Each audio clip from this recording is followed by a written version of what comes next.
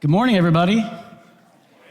Hopefully you can hear me okay. I know it gets kind of loud out there sometimes, so I'll try to keep the voice up. So welcome to this session on best practices in final mile delivery.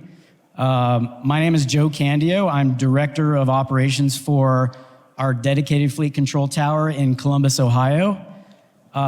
So you may know DHL with our yellow vans, our yellow delivery vans that go through and deliver residential areas, but my expertise is really on the Class 8 tractor trailer, business-to-business types of deliveries, so multi-stop deliveries, delivering to places like, Home Depot.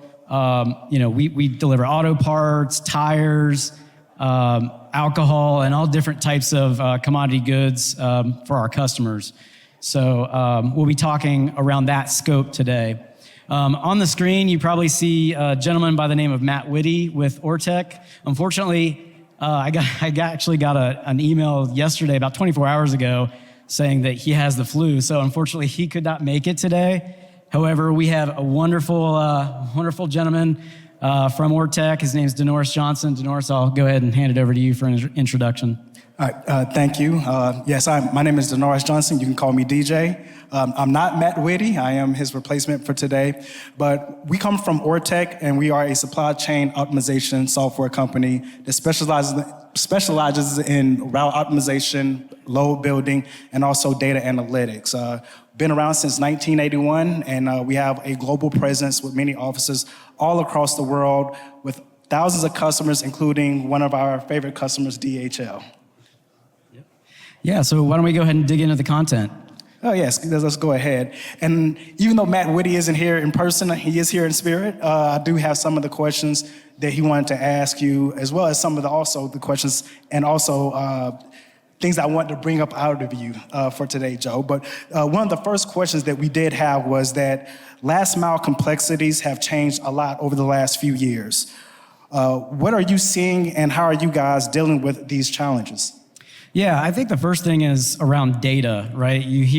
I've heard a lot of talks already yesterday talking about the data and just the accuracy of data and making sure, really when you look at data, it's only good as information if it's really telling you a story or it's telling you how to make a decision. It's extremely important, especially for my team. We do a lot of the planning of the delivery routes. So just an example from a few years ago that we had, we were working with an automotive OEM. We had our delivery routes humming, and we're basically delivering at 90% efficiencies. And then all of a sudden, it just stopped working, right? So we look at the data, and the data says, yeah, the returnable containers are correct, the ordering system's correct. So why did it stop working? So we started talking, digging into it with our suppliers. They ran out of returnable containers, right? So what happens in that scenario is they have to, pack in cardboard. So the data is not always going to tell you that. That's an abnormal that happens in all of our supply chains, right? There's all these curveballs that come into play. So you have to be agile and be able to account for those things. And we're going to talk a little bit more about that later on. Some of the things we do at DHL to try to account for that.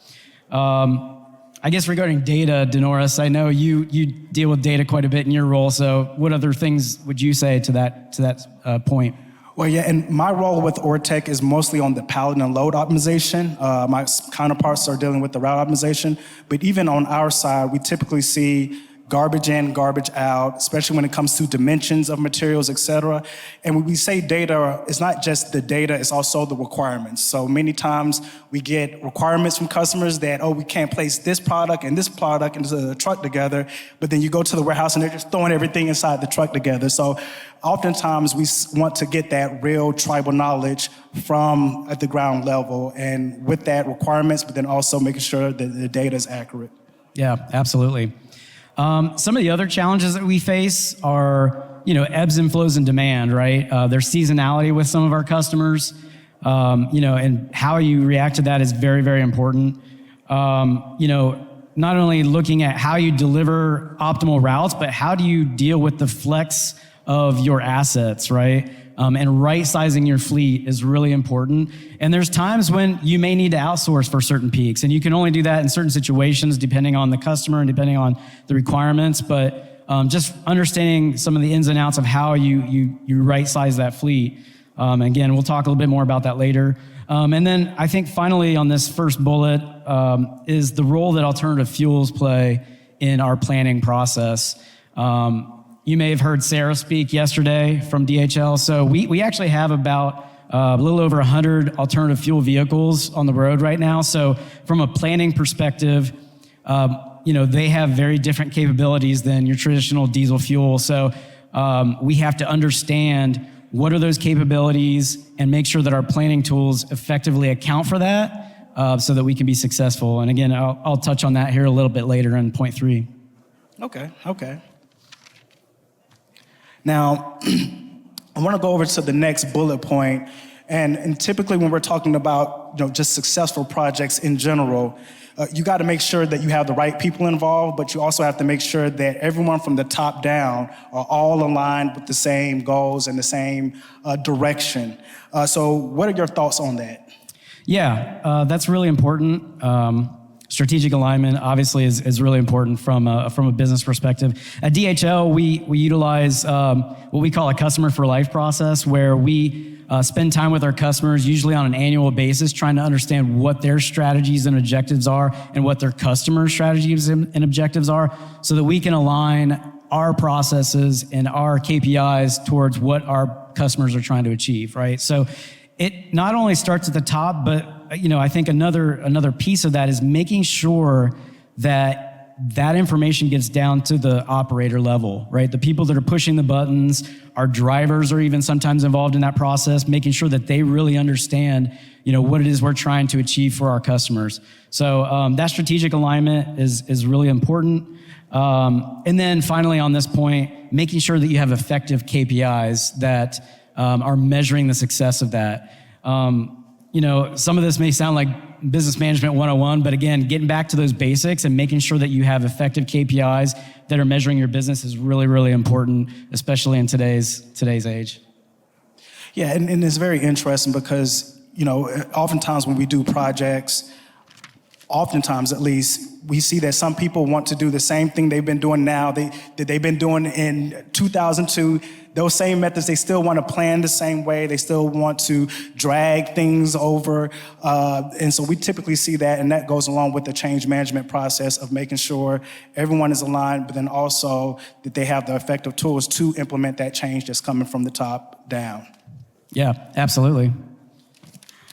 All right, and the third topic that we have for today, it says leveraging modern technologies in delivery operations. How does DHL use modern and next-gen technology to utilize and really across all the different delivery models that you guys have? Yeah, so from a fleet operations perspective, we obviously use a lot of different technology depending on what the customer requirements are. Some of the basic things all the way down to scanning technology and making sure that we have notifications to our customers on delivery routes and things like that.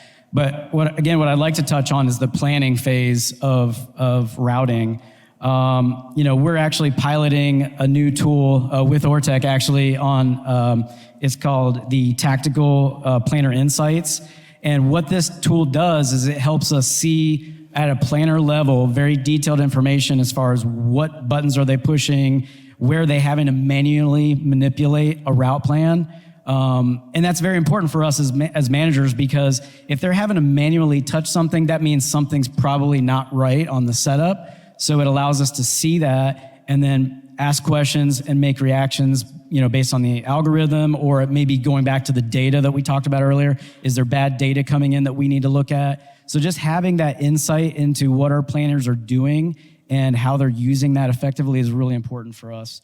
I think another topic is, again, going back to the alternative fuels that we talked about earlier. Another thing we're working with ORTEC on is building that capability into the planning process. So I'm sure some of you are aware, but when you have alternative fuel vehicles, they can't go 1,000 miles, on a full tank of gas, right? So you have to be able to account for that in your planning. You have to also look at the terrain of the routes and making sure that that's factored in, as well as even weather conditions, right? Batteries don't do well in the cold, for example. So So yeah, just factoring all that into our planning process is really important, and that's what we're continuously trying to improve and work with our technology partners to build that in. I think the final point I'd like to make here is on AI. Right, we hear a lot about AI. I spent some time this morning in the large hall listening to the speakers, and yesterday there was a lot of good content. A couple areas that we're diving into right now is the appointment scheduling process, right? So for us, we have, again, various customers that have different platforms. Some customers have the platform where you can go in and schedule an appointment directly via the internet. Other customers want a phone call still. They still want you to talk to somebody and have that interaction. So we actually are partnering with an AI partner that's helping us automate some of those processes. And if you heard in the hall this morning, DeNorris, they're getting very good with that technology. It sounds just like a real human being, and they're having a conversation. It's not just a one-way conversation. It's getting information back from the customer on appointment numbers and things like that we need back to flow back into our systems. So that's one area of AI that we're looking at, and the other one is our telematics system, right? So, telematics has come a long way over the years. We actually use the internal-facing cameras, and I know that that can be a little daunting, especially from a driver perspective. But our drivers have actually really embraced that because they recognize that it's there for their safety. So some of the AI technology that we're seeing is the ability for them to look at the driver and say, are there any abnormal, unsafe activities that they're doing, eating, drinking, even drowsy driving is part of that technology suite. And so, again, it helps enable us so that our drivers can go home safely to their family at night. And then the other thing I'll say about that is it also, helps them, if they were to get into an accident or whatever the case is, it helps provide them with relief on here's what actually happened at the point of accident. And a lot of times it's really not the driver's fault. And so that helps give them that back end proof of what actually happened in the incident. So a lot of good things happening there in the AI space that we're trying to dive into and continue to evolve and use that for our benefit.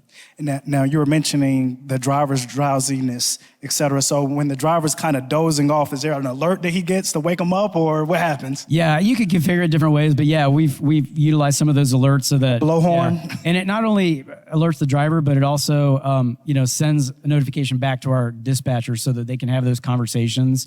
And we also give our drivers scorecards so that they know exactly where they stand from a safety perspective. Oh, okay, all right. And last but not least, last topic is best practices. So what are some of DHL's best practices that you guys have utilized throughout your network? Yeah, there's a few things here to kind of wrap up some of the things we talked about earlier. I would say regular review of demand versus the delivery frequency. That's really important for a lot of our customers. We review that usually on a quarterly basis to make sure that the forecast we're seeing match up with the actuals that we're seeing, and then make sure that delivery frequency is optimal. So we use, there's a lot of different tools out there that you can use, but again, we use ORTEC to help us make some of those decisions. And then ensuring you have the right equipment in place, with final mile delivery. Again, we employ a lot of Class 8 tractor trailers, but there's also a time when you may need to use straight trucks or other, various conveyance methods. So we look at that regularly with our customers. What's the optimal delivery frequency and also conveyance type. One of the things that my team is very much involved in is looking at the special requirements that a customer may have. So as an example of that, some of our customers have very finite delivery windows that you have to deliver into. So for example, if this customer has a 5 a.m. delivery, there's a cost associated with that, right? So our team looks at those various special requirements and then provides a cost back to the customer to say, okay, hey, here's all these things that we see that are causing, some suboptimal conditions, but we know that you need it for your customer, but we want to at least be able to give them the opportunity to see those costs so that they can make informed decisions on it. And I think the main point I'd like to make about this, going back to what we talked about earlier with data, is you really want to be able to look at not only what your plan was, but what actually is happening at the point of loading, right? Or at the point of execution. So we regularly look at what did we plan, what was that based on, what data, what information was that based on, and then what's actually happening. So at DHL, we're very fortunate because a lot of our customers utilize DHL as the warehouse provider as well. So we have direct relationships within our company of, the people that are actually loading the trucks, so we can have those conversations and those direct relationships. But even if you don't have that, there's opportunity there to build those relationships and get that direct feedback. We've tried using technology. There's technology out there where you can have sensors inside the trailer that tells you, how much space is taking up. And we've used that with some success, but depending on the commodity, there's challenges there. So again, for me and my team, we are very diligent about making sure we have direct relationships with those people that are loading the truck. So I think, and then finally, what I would say to this is, make sure that you're, rotating PDCA, we call it, like plan, do, check, act. So making sure that you're looking at your KPIs, your metrics, and anything you see out of line, dig into the details and figure out what do we need to do to continuously improve. Okay, and I do want to add my own 2 cents because as far as best practices, because we ran a few proof of concepts with Joe over the years, and what we typically see with our customers, especially on the routing side, is most companies, when they do route optimization, they do a 2-step process. They do a route optimization, and then they do the load building. We typically see that it's best to do a 3-step process where first you do we call it a sizing, where you're doing a load building initially. That way you're feeding more accurate data to the route optimization. And so an example of this is if you're just doing the route optimization by volume and pounds, it doesn't tell you the actual physical characteristics of that delivery. It doesn't tell you how many floor spots, taking into account stackability, any type of customer requirements that you may have, how tall you can build a pallet. It doesn't give you any of that information. So we do that initial load building for each delivery. So then what we're feeding to the route optimization is actual physical characteristics of that delivery. So we're telling the route optimization, this delivery is 10 pallet spots, this delivery is 4 pallet spots, et cetera.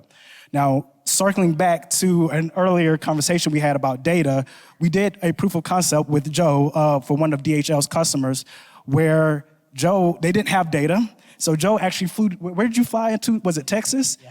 He flew into Texas and went and measured each of their products one by one so we can do this proof of concept. It was a DHL customer that was already using route optimization, but we wanted to do a proof of concept to see what happens if we send better data to the route optimization by doing that initial load building. And I think the results was a 14% reduction in the number of trucks they put on, or routes they put on the road. But that's, to me, some of the more best-in-class things that we see throughout the industry, as well as tying in that data element. Sorry you had to do that. No. Yeah, I mean, you do dedication. That is dedication. Yeah, you do whatever you can. I mean, there's obviously technology, Cubiscans and things. There's handheld Cubiscans now, but at that point in time, we needed to get it done, and we just went out there and did it. So I think the final thing I'd say on this topic is, just kind of some of the things to look for when you're talking to your technology partners. Look for tools that are flexible, right? I mean, we all know in the supply chain, things are changing rapidly. So make sure that you have a tool that's flexible, that you can configure to your customers' expectations. That's really important for us when we look at technology. Find a partner that's willing to invest in the development. Again, at DHL, we pride ourselves in having a lot of good ideas, and those ideas only come to fruition if you have a partner that's going to help you get there. So, we're definitely interested in working with partners that are going to invest in that development with us. I think one of the things that really stand out when you look at certain partners are the partners that not only ask the question of what, but the question of why, right? So they're trying to really understand, why do you want to solve that problem? And those are the partners that really understand the root cause, and they're probably going to get there a lot faster than the ones that don't ask that question. So those are some of the things that we look for when we work with our partners. And I think the final point I'll make here is, we're in the information age, right? So you got to work with partners that are willing to provide the data to you. so that you can, slice it and dice it however you need to meet your needs, your customers' needs, and get the information you need out of it. So digitalization is really important for us. All right, so I think that covers all the topics. We do want to open things up to Q&A or... Yeah, I don't know if you guys had a chance. I don't know if the question came up on there, but if there's any questions, we can certainly answer it now, but... Don't be shy. Don't be shy. Maybe we explain things so well. Yeah. No, that's great. No, if you don't have any questions, that's fine. I'll be out here in the lobby area, and if you have any questions, feel free to come approach me and DeNorris, and we'll help you out with that. So. And also, our booths are right next to each other. So if you have, not sure if you're going to be in the booth a little bit, but booth 719. Okay, I got the right number. 719, and then right across is DHL, in case you guys have any questions. Yeah, sounds good. Well, thank you very much for your time today. Appreciate it very much.